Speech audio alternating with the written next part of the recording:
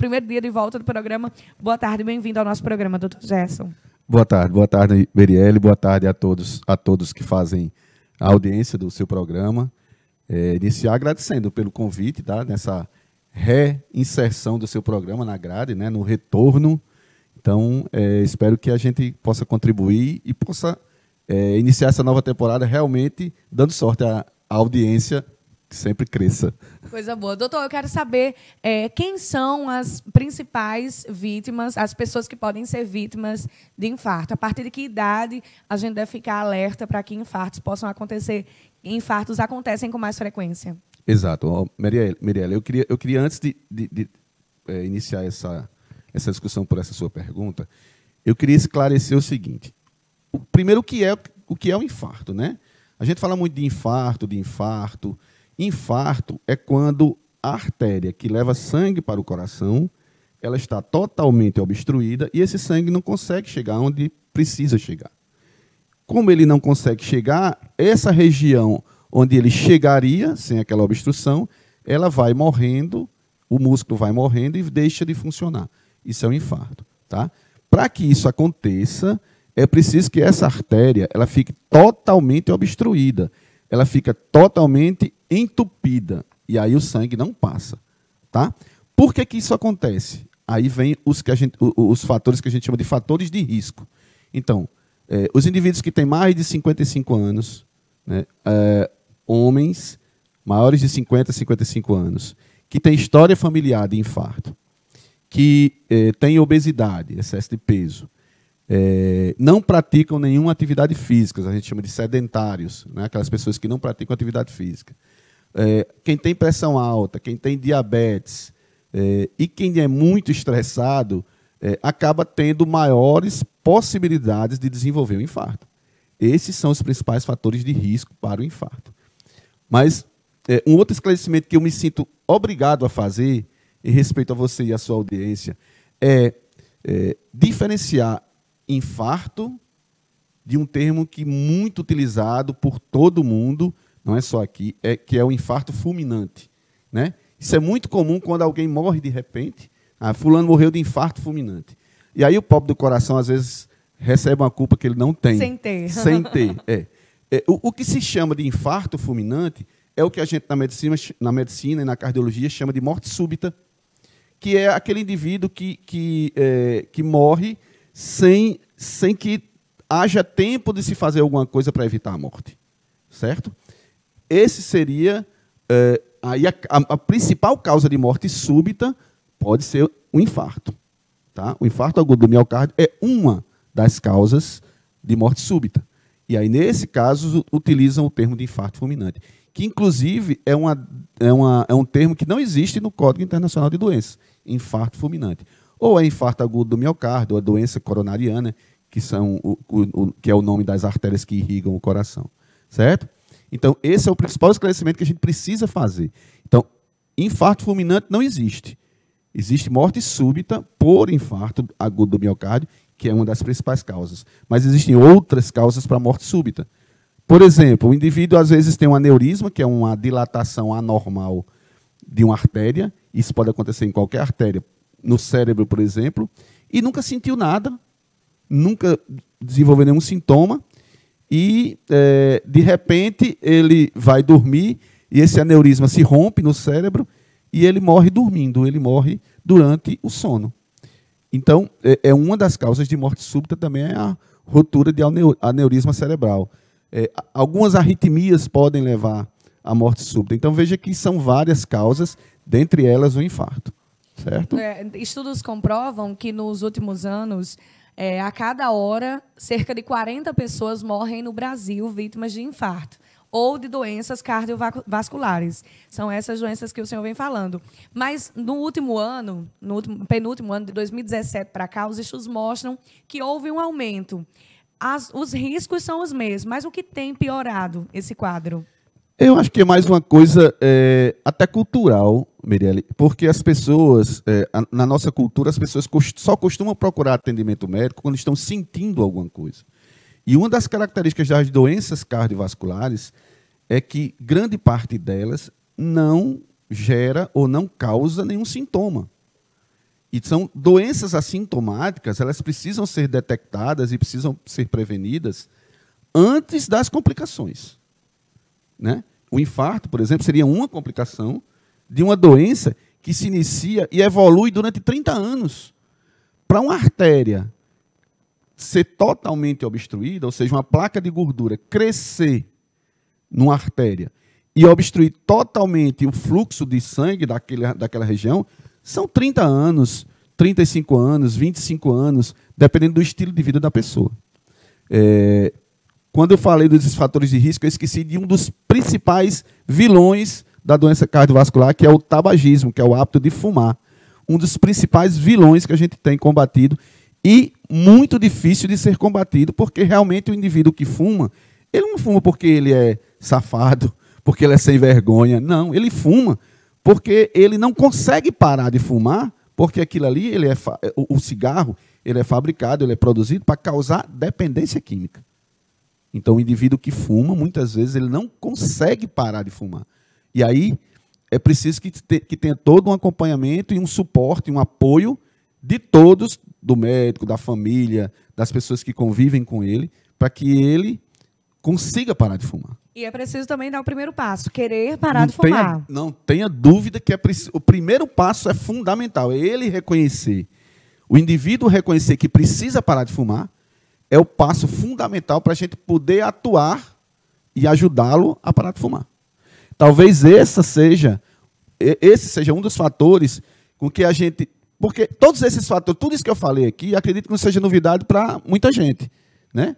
Pressão alta, diabetes, o fato da pessoa envelhecer ou ficar mais maduro, mais experiente, o ganho de peso, o colesterol alto, o triglicéride alto, a falta de atividade física, nada disso é novidade. Mas por que as pessoas sabem que isso pode causar o infarto? E o infarto tem aumentado na sua incidência, no seu surgimento. É porque tem coisas que fica difícil a gente mudar. Né? Dentre esses fatores de risco, existem os fatores de risco que são os fatores modificáveis, o que a gente pode modificar, e existem aqueles fatores que a gente não pode modificar ou não consegue modificar. Por exemplo, a idade. A gente não consegue, né, andar para trás, né? Rejuvenescer. Infelizmente não. Infelizmente não. Ainda. Acredito que chegaremos lá. Não sei se eu alcanço, mas a gente vai chegar lá. A idade, não. Né? A história familiar também não. Né? Porque você não vai mudar a genética e tal, não tem como a gente modificar também ainda. O gênero, por exemplo, o infarto, as doenças cardiovasculares, elas são mais comuns no homem até certa idade. Depois que a mulher atinge a menopausa, essa incidência ela iguala, porque a mulher perde a proteção hormonal que ela tem naturalmente quando ela deixa de menstruar, quando os ovários diminuem a sua ação. Então, a mulher perde esse fator de proteção e acaba tendo a mesma incidência de infarto dos homens. Então, assim, esses fatores a gente não pode modificar. Mas, por exemplo, o indivíduo que fuma e que bebe, ele pode parar de fumar e pode parar de beber. É uma mudança de vida, é uma mudança que a gente chama de mudança de estilo de vida. É o principal tratamento que a gente utiliza. Mudança de estilo de vida, parar de beber, parar de fumar, controlar a alimentação equilibrada, diminuir gordura, diminuir fritura, diminuir massa, comida muito salgada, açúcar, fazer uma atividade física é uma mudança que é preciso o indivíduo se conscientizar que precisa fazer. A gente falou aqui sobre os fatores de risco, mas esses são fatores que influenciam mais nos infartos em pessoas acima de 55 anos, principalmente homens, como nós já citamos. Mas e as mortes que nós temos tido aqui na região, ultimamente, em todo o Brasil, mas me refiro à região, programa regional, de jovens abaixo de 40 anos que não estão aí nesses fatores de risco. Por exemplo, teve um rapaz que morreu com 26 anos. Quais seriam essas causas desses infartos em jovens? Se fala muito por causa do nosso tempo, o pessoal fala, o calor. O calor influencia, causa infarto ou problema no coração? Mirelle, olha, a gente chega naquele assunto que eu toquei no início, que é entre morte súbita e infarto. É pouco provável, embora não seja impossível, que um jovem, antes dos 35 anos, morra e a causa seja infarto. É pouco provável. Por que que isso acontece no jovem? Se ele nascer com uma a gente chama de malformação congênita de uma das artérias do coração, são duas artérias coronárias, uma do lado direito e uma do lado esquerdo, e a do lado esquerdo dá vários ramos, e a do lado direito também. Enfim, são duas artérias que se transformam em 5 ou 6 artérias, a grosso modo. E essas artérias elas podem nascer com defeitos, né, de nascença. E aí, aos 20 e poucos anos, 30 e poucos anos, esse defeito ele pode impedir ou diminuir muito a circulação do sangue naquela região e causar um infarto. Mas o infarto que a gente faz o diagnóstico e que a gente trata com esses fatores de risco, com a mudança desses fatores de risco, o infarto causado por trombo, por acúmulo de gordura, só acontece assim, antes dos 30 e poucos anos é muito difícil. É muito difícil. Então, o que é que acontece? O ideal, no mundo ideal, todo indivíduo que tivesse morte súbita, ou seja, todo indivíduo que morresse sem que houvesse tempo hábil para se fazer alguma coisa para evitar a morte, em casa, na rua, enfim, ele teria que ser investigado essa morte. Ou seja, o indivíduo seria encaminhado a um serviço de verificação de óbito para fazer uma necrópsia, por exemplo, e identificar a causa específica da morte. O que culturalmente também a gente não faz, né? Porque você imagina... Morreu, bota a culpa no coração e pronto. E assim, é uma coisa que muita gente pensa assim, o indivíduo já vinha sem nenhum sintoma, já não apresentava nenhuma doença. Aí morre de repente, né? Já é um choque para a família, para os amigos e tudo. Ainda levar esse indivíduo para fazer uma necrópsia e aquela coisa toda, aí a gente pensa muito na violação, né, do indivíduo como indivíduo, né, que não seria o termo, obviamente, porque você está fazendo um ato médico. Né? A verificação de óbito é um ato médico, é o médico que vai investigar, né, vai examinar os órgãos daquele indivíduo que morreu aparentemente saudável, né, aparentemente saudável, e essa verificação de óbito é muito importante, inclusive, para os membros da família desse indivíduo. Porque existem características, existem causas de morte súbita que são genéticas, que têm características genéticas. E aí outras pessoas poderiam que outras evitar pessoas a morte. Exatamente. E aí você pode evitar a morte de outros membros da família, simplesmente, entre aspas, obviamente, verificando a causa da morte daquele indivíduo. Mas aí não, o que é que a gente faz culturalmente? Não, isso foi um infarto fulminante, e aí leva no hospital, a equipe de saúde constata o óbito, preenche o atestado de óbito, a certificação de óbito, e esse indivíduo é sepultado com uma causa, né, muitas vezes que não corresponde à realidade. Então, assim, achando pouco, tem um fator dificultante desse processo todo. Nós não temos verificação de óbito aqui em Caicó. Aí esse indivíduo teria que ser encaminhado a Natal para fazer a verificação de óbito lá em Natal, e aí depois voltaria para Caicó com a certidão de óbito preenchida pelo Serviço de Verificação de Óbito, mas com uma causa da morte bem determinada. A gente falou muito sobre riscos, né? Quais são os fatores de risco, a idade, mas como identificar que eu estou tendo infarto? Muitas vezes só uma dor no peito já é o sintoma principal? O principal sintoma é a dor do infarto, né? E quem sente a dor diz que é uma dor inesquecível, né? Será que é maior do que a de rins? Mas eu prefiro ficar sem saber. Porque eu já tive uma crise renal, não quero sentir a do infarto também, não. Dor nunca é bom, né? Dor, dizem que tem 3 dores que são muito significativas e são muito importantes do ponto de vista de quem já teve. Né? A do parto. Sofri. A da cólica renal. Sofri. E a do infarto. Prefiro ficar sem. Fique com essa dúvida. É melhor para você, não queira. Então, assim, o principal sintoma é a dor. Mas o principal caminho é a prevenção.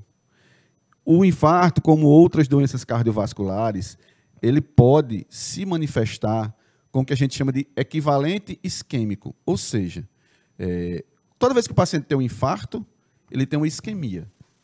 Ou seja, aquela região que era para receber o sangue não recebe. E aquela região sofre porque não recebe o sangue e a gente dá o nome de isquemia. É uma região que está sofrendo isquemia. E aí, esses equivalentes isquêmicos podem ser simplesmente uma vontade de vomitar, ou crises de vômito, ou uma crise de pressão alta, ou um suor frio, um suor que não para, você está num tempo absolutamente frio, com o ar-condicionado ligado, ventilador ligado em cima de você, e continua com aquele suor, com aquela agonia, entendeu? E pode, inclusive, alguns indivíduos podem ter infarto sem sintoma. Né? Depende de quê? Depende da localização dessa obstrução na circulação do coração e depende da área que aquela obstrução impede que seja irrigada. Por exemplo, uma obstrução lá no finalzinho da artéria vai dificultar a circulação do sangue numa área muito pequena de músculo, vai comprometer pouco o músculo do coração e talvez não dê sintoma. Mas uma obstrução no início, que a gente chama no tronco da artéria coronária esquerda, que é o local onde a artéria coronária esquerda se divide em 2 grandes ramos, se a obstrução for nesse tronco da coronária esquerda, ela é muito grave, porque ela pega uma área, uma extensão de músculo muito grande e faz um comprometimento muito sério da função cardíaca, porque o coração precisa receber oxigênio, porque ele é um músculo, para poder ele se contrair, para poder fazer o sangue circular por todo o nosso organismo. Dr. Gerson, e quais são, por exemplo, ao identificar uma dor de provável infarto e os outros sintomas também, como o indivíduo sozinho, por exemplo, pode proceder? Além de pedir ajuda, claro, tossir, por exemplo. Já tem dicas na internet que ao sentir a dor, começa a tossir ou massageie. Existe algo que alguém possa fazer para ajudar no momento de infarto? Essa dica da internet de tossir é uma dica que não tem nenhuma comprovação. Dr. Google. Dr. Google, né, e as séries de urgência médica. Né? Mas não tem nenhuma comprovação científica. Assim. O que a gente orienta é que o indivíduo que reconhece um sintoma ou um sinal que não é comum, que ele não está acostumado, procura atendimento médico. O que vai dar diagnóstico de infarto, a gente tem 3 instrumentos que a gente pode utilizar. O sintoma do paciente, o quadro clínico do paciente, o que o paciente está sentindo, o eletrocardiograma e o exame de sangue, que a gente chama de marcadores de necrose cardíaca, ou as enzimas do coração. Se você tiver entre esses 3 fatores, 2 positivos, ou seja, se você tiver uma história clínica mais o eletro positivo, não precisa esperar exame de sangue para dar diagnóstico de infarto, não. Tá? Então, 2 desses 3 itens configura o diagnóstico de infarto. Então, assim, na dúvida, o que eu aconselho sempre, em relação a qualquer quadro do coração, na dúvida, procure o atendimento médico. Ou na urgência, ou procure seu médico, um médico que você já tenha uma relação de confiança, e tire a sua dúvida, procure fazer exames, procure acompanhar. Isso em se falando de infarto. Né? Se você está só e está sentindo um mal-estar, uma dor no peito muito forte, alguma coisa assim, se tiver AS infantil em casa, tome 2 AS infantil.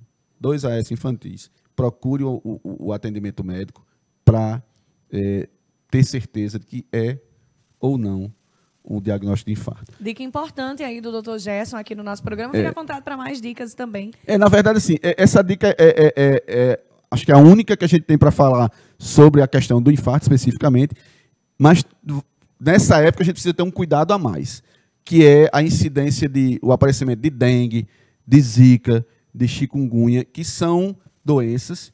A dengue, por exemplo, o uso do AS infantil com dengue pode levar o paciente a óbito. Então, assim, veja como é complicado, não é tão simples. Até porque a gente aqui não está recomendando para você se automedicar. Isso. Né? Isso não é essa a intenção. Não é essa a intenção. Mas que você saiba separar. Não estou com dengue, estou com a dor no peito, posso tomar 2 AS até procurar um serviço médico. Isso.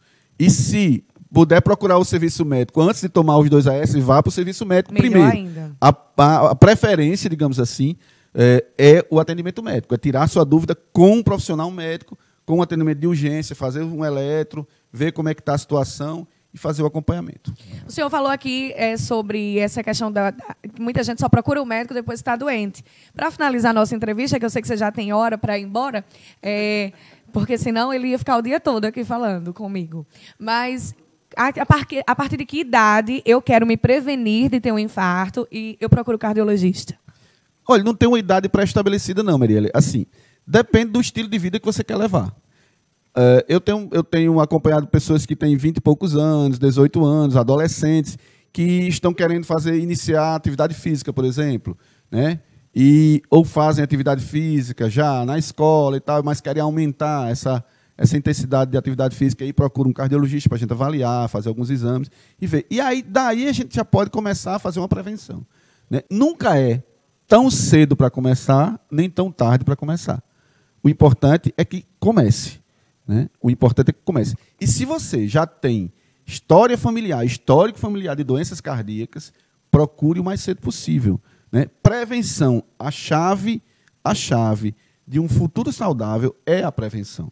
E em matéria de doença cardiovascular, é fundamental, por exemplo, que se procure verificar a pressão arterial. Como é que eu sei se a pessoa tem pressão alta? Se eu não for verificar a pressão. Se eu nunca verifiquei minha pressão, como é que eu sei se ela está alta? Ah, porque eu não sinto nada. Sim, mas a pressão alta também pode estar presente no indivíduo sem sintomas. Que aí já é uma outra discussão, um outro assunto muito interessante. Então, a única maneira que eu tenho para diagnosticar hipertensão ou pressão alta no indivíduo é verificando a pressão dele. Se ele não tiver o hábito de verificar, ele não vai saber. Ele pode saber, inclusive, no dia que tiver um AVC, que é uma complicação. Não espere o Setembro Vermelho para procurar cuidar do seu coração, né? Principalmente mudando os hábitos alimentares, sedentários. Já é hora de mudar, e dependendo da sua idade. Eu já estou buscando a minha, porque eu já senti as duas outras dores, não quero sentir a terceira, não. Doutor Gerson, ele atende aqui, gente, na cidade de Caicó, ali perto do Banco do Brasil. Qual é o nome da clínica? Unicordes. Então, tá dado o recado. Quem quiser, procura o doutor Gerson também nas redes sociais. Gerson Barbosa, né? BN, Gerson BN no Instagram. Ele que também trabalha na área da imprensa. Para finalizar, me diga como anda a sua carreira profissional e que dia você estará aqui com o programa Saúde na TV Curtição? Olha aí, tá vendo? Talvez, né, bem breve. Estou à disposição aí de vocês, se vocês quiserem, se a gente quiser conversar sobre isso, é um sonho. Eu acho que a gente pode fazer isso, trazer informações sobre saúde é sempre bom, né? É uma prestação de serviço, né? A população sempre está com dúvidas e a gente, se a TV Curtição tiver essa intenção, a gente está à disposição também para fazer esse tipo de comunicação. Eu gosto de comunicar, eu gosto de falar, eu gosto de conversar, eu gosto de explicar as coisas e por isso que às vezes eu me prolongo mais do que o necessário. Nós vamos marcar um próximo encontro aqui, tá certo? Tá bom, muito obrigada obrigado. por ter aceito o nosso convite e obrigada pelas dicas super válidas aqui no nosso programa. Eu agradeço mais uma vez o convite, Merielle, e sempre que você quiser, é só entrar em contato que a gente se organiza para estar aqui. Muito obrigado.